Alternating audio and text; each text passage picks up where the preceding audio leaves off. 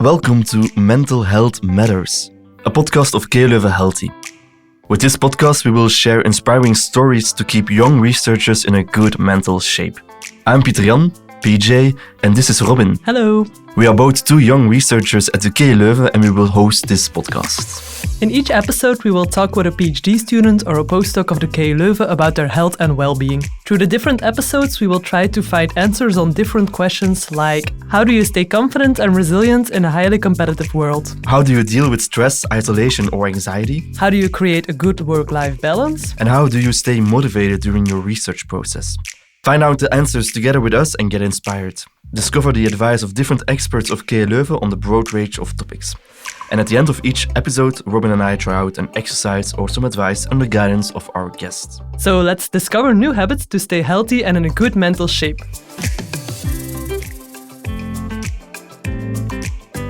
Hi PJ, it feels really nice to be back here again and talk about mental health, which we do every week.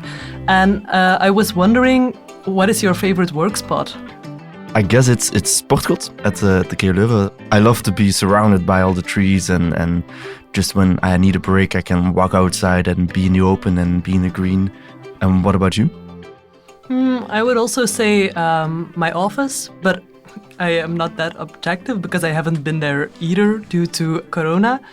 And that's actually what is also interesting about our guest here today, because he's going to talk to us about losing the right work-life balance while being permanently at home.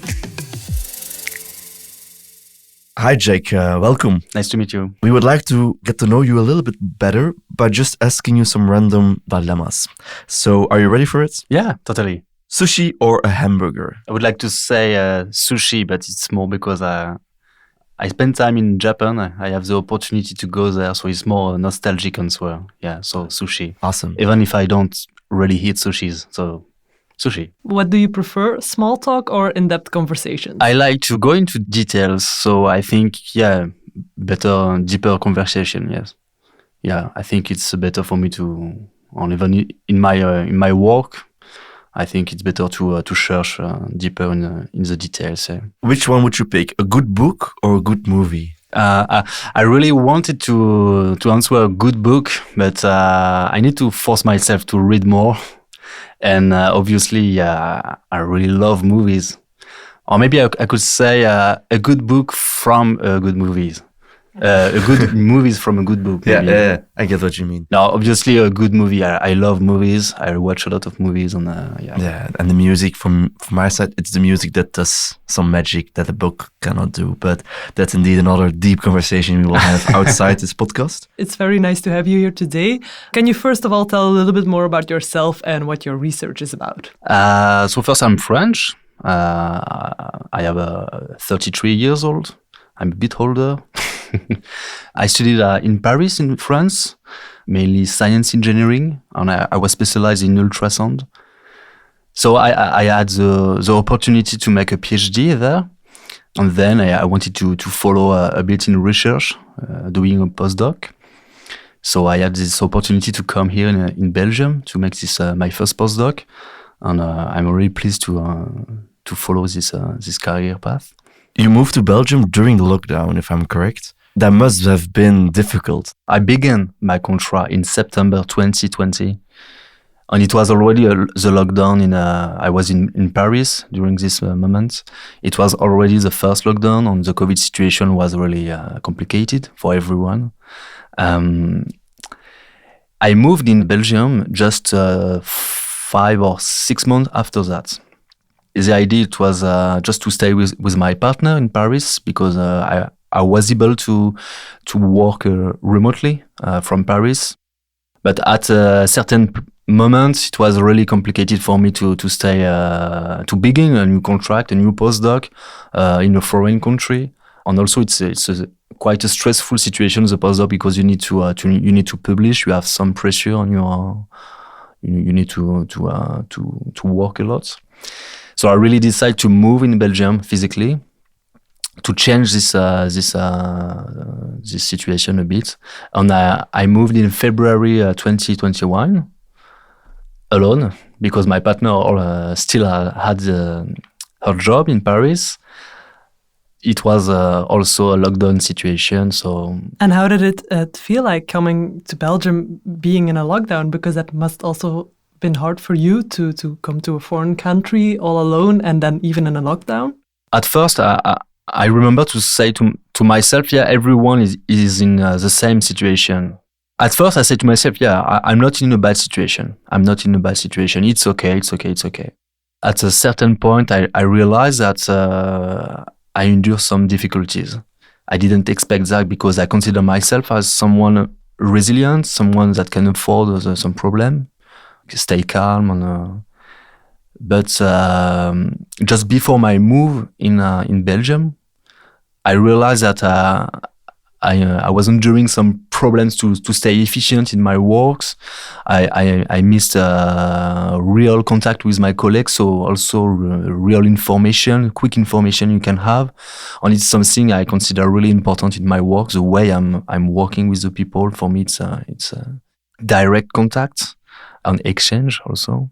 I don't remember a specific time where I said I realized, I need to change that. No. The tricky aspect of that, it's you don't see it installing in your head, but finally you feel a bit bad. You are not as motivated as you should be. You don't sense any pleasure during your work. I was isolated, stressed. The turning point, it was 1 year ago. I really decided, yes, I cannot work that way. The timeline of my work was broke, the space was broke, because I worked in the same place I lived and eat and have my hobbies.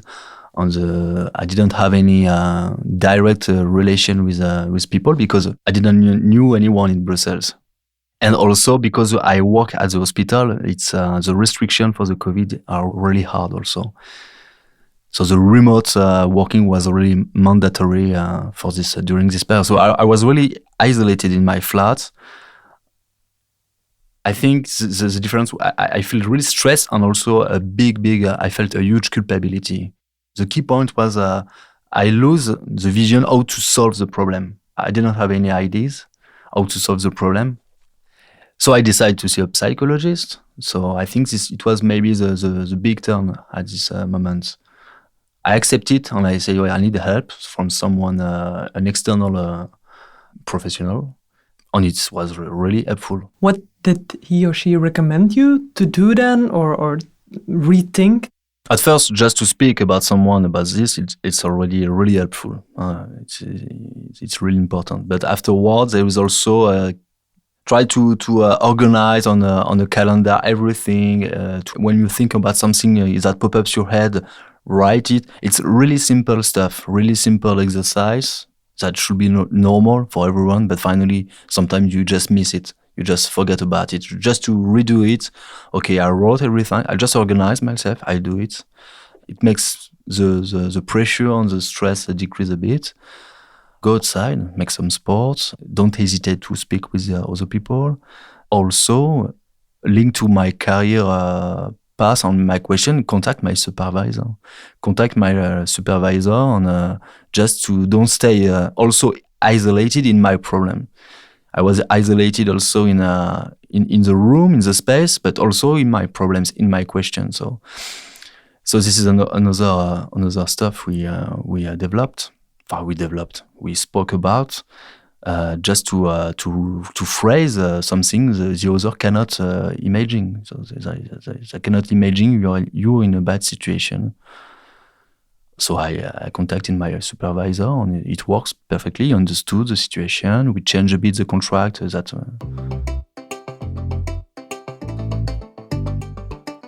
How did you discuss this topic with your supervisor then? We focus on the contracts and also the ambition I had, because the lockdown and the COVID, it was something a bit inevitable for him. But there is also an aspect I really wanted to teach. It's something really important for me. And during this situation, I wasn't able to teach. So he found me some classes. So I was really happy to do that. Well, it was in virtual classes, but it was It's still some lesson I needed to prepare and to.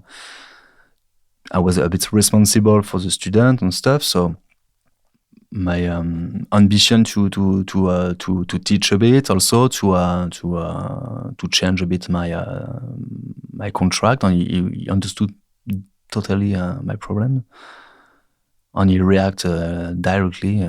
So that also gave you some more certainty then. At this point, the culpability just disappeared because I understood it wasn't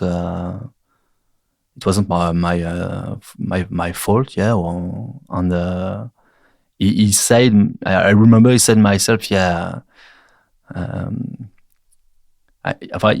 He asked me for a meeting, and didn't ask him, so I was a bit afraid. He wanted to say me, hey, what happened? I don't have good results.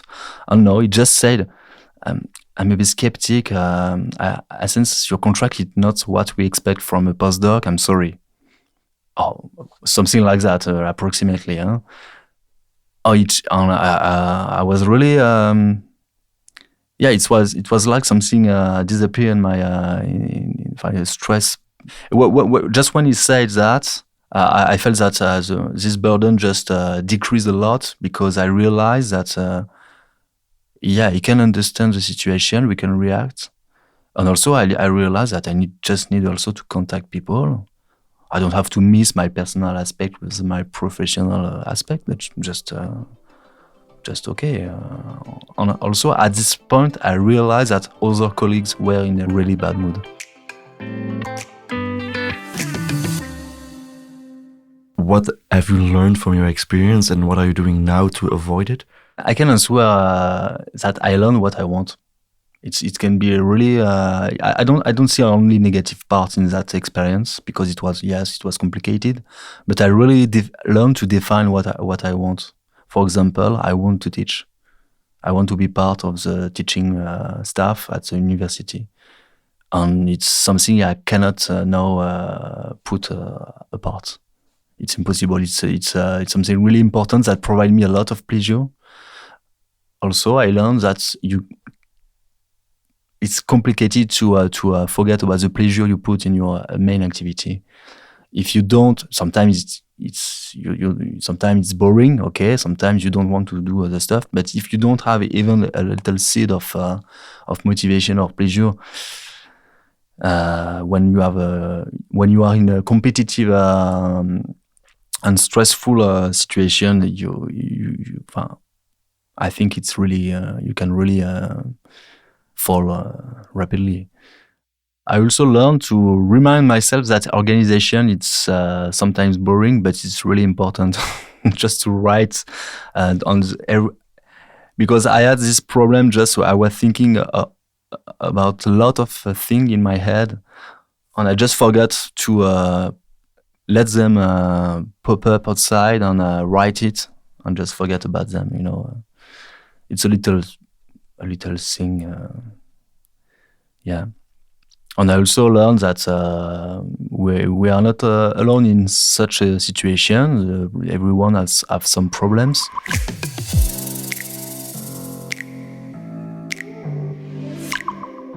I'm glad to hear that you reached out on time. You saw those red flags and you act on them. You search professional help even. But Robyn and I found it very important to also talk about what happens if you are not on time, if you get a burnout and really fall out of your job. So we also talked to Hans de Witte, who's a professor at the KU Leuven and actually an expert on burnout. Burnout is a work-related mental health problem. It's a syndrome that has 4 components: feeling exhausted or lack of energy, cognitive impairment, that is, you have difficulties concentrating, remembering, emotional impairment, you experience sudden strong emotions that overwhelm you, and finally, mental distance, that is, you feel kind of psychological detachment from the job. A burnout originates from the job, from the work you are performing and of the specific job characteristics of that work. And there are 3 dimensions of origins that are relevant. That is, you have too many demands, too little resources in the job, and too little opportunities for recuperation afterwards. So the first, too many demands, relates to factors such as workload. There's too much workload, too much work to do in too little time. It relates to conflicting demands. You have to perform contradicting tasks or tasks that you cannot perform at the same time.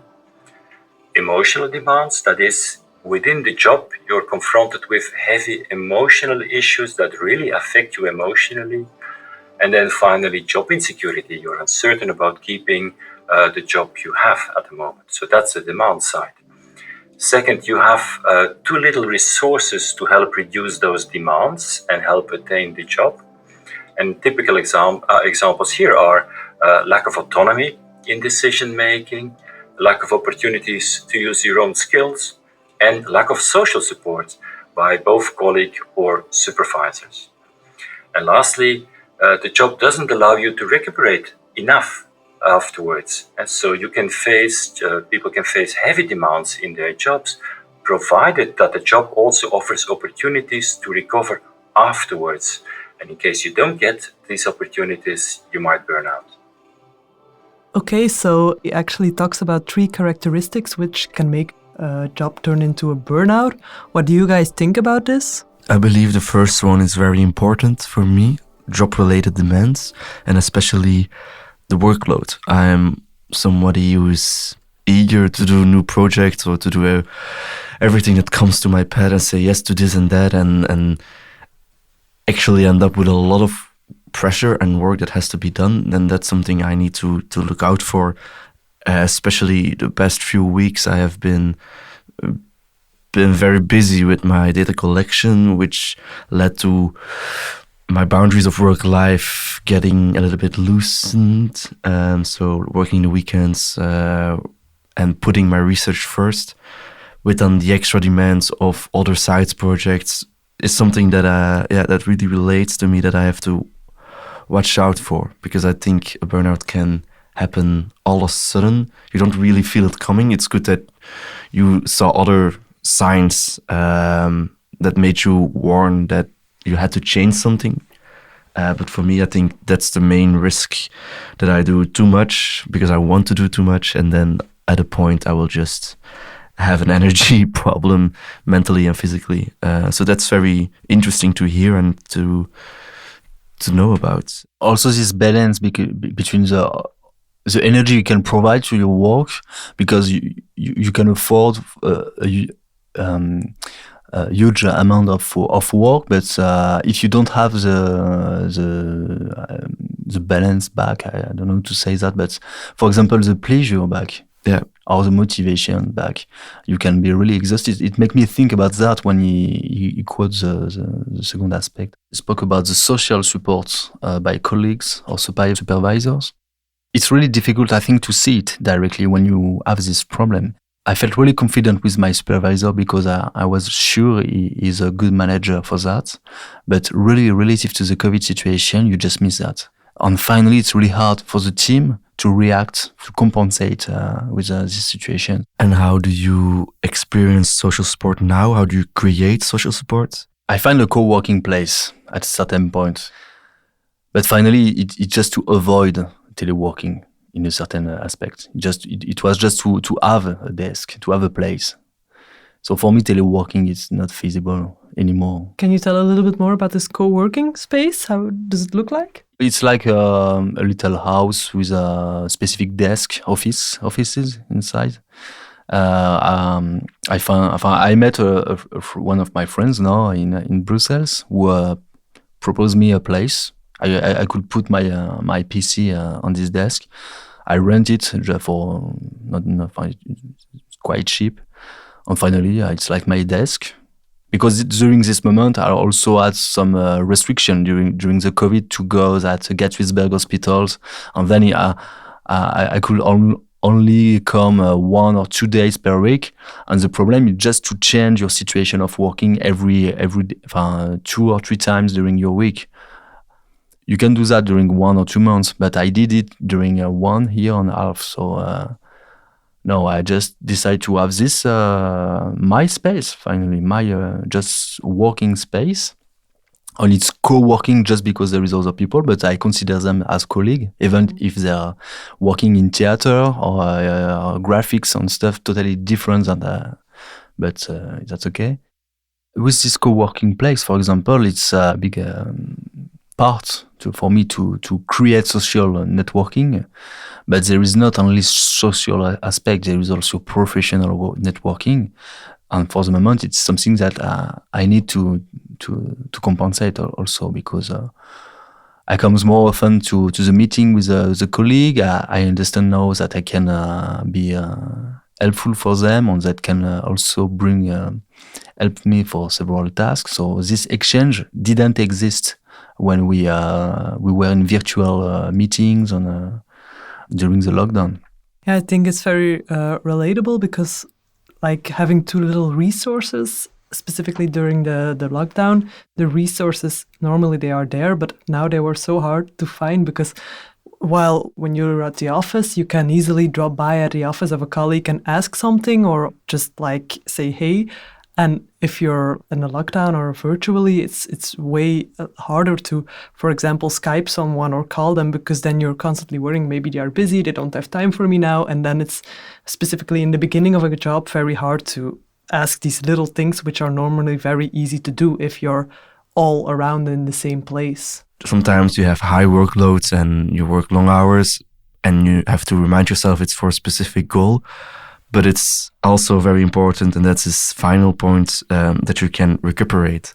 And I think that's something that I was missing, because my data collection took several months, that I was just weekend after weekend being busy with it. And of course, I loved it because it was meeting new people, and okay, the collection itself was repetitive, but I knew it was for the greater good, if you could say it like that.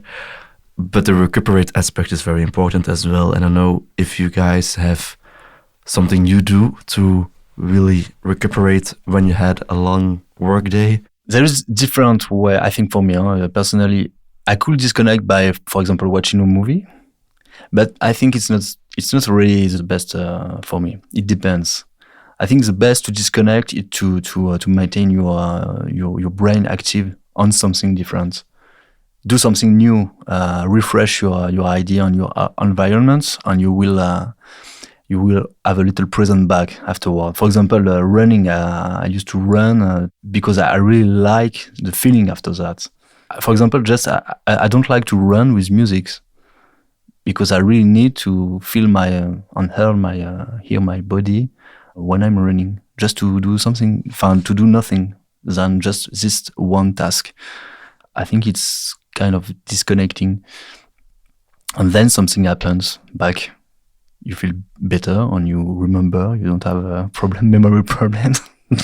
This actually brings us also to the end of this podcast episode. And at the end, we always try out a particular routine or exercise or some advice given by our guests, because it can also help our listeners as well in their search to a better mental health. We don't have our running shoes with us, but I would just suggest to get up and have a walk together. Good idea.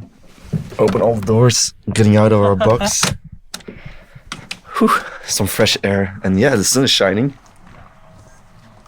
It's a specific moment where I can efficiently stop thinking about all this professional work and stuff. I used to play football a lot also. And it was a specific moment also I could disconnect while connect with other people. Yeah, the social aspect is also there then. Yeah. I'm sure you have some kind of activity like that you can disconnect. Yeah, for me it's also being physically active with others that's important, to really disconnect from work and feel free, if you could say so. I definitely have the same feeling like you. You have the social aspect of being there with your team members, but on the other hand, when you're running and thinking about shooting hoops, you don't have to think about work. And I think that was because I recently restarted doing basketball. I noticed that during a training of 1.5 hours, I didn't even think about work once, which I think was impossible up till then. So it's really about finding the right sport or hobby or just a thing that works for you to like disconnect, like you said earlier, I think.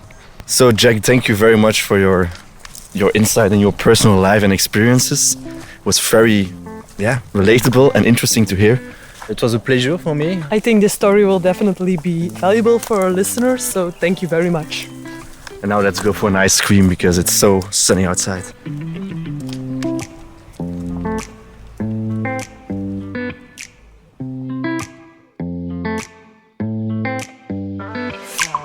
Thank you for listening to Mental Health Matters. We hope you got inspired by these stories on how to keep young researchers in a good mental shape. Our guest in the next episode is Margarita. She will talk to us about resilience and how practices like yoga helped her in her working life. If you want to know more about these topics and KU Leuven Healthy, visit kuleuven.be/healthy. This podcast is brought to you by KU Leuven Healthy and produced by Chase Creative.